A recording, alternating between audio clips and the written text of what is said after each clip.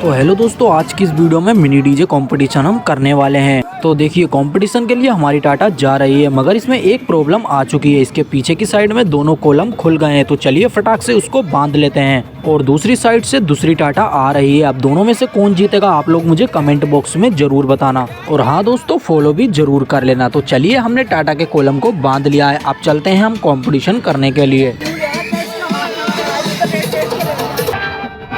तो फाइनली हम टाटा के पास में पहुंच चुके हैं। दोस्तों, इस वाली टाटा के साथ हमारा कंपटीशन आज का होने वाला है। तो चलिए फटाक से अपनी वाली टाटा इसके बराबर में लगा लेते हैं। और अगर हाँ, आपने अभी तक यूट्यूब पे इसकी फुल कंपटीशन वीडियो नहीं देखी है तो जाकर देख लो, बायो में लिंक मिल जाएगा।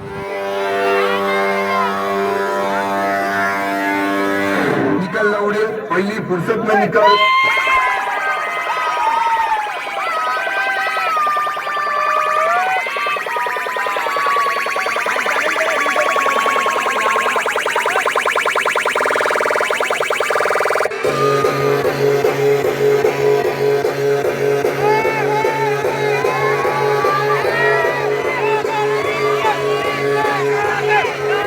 फरीदाबाद से ट्रैक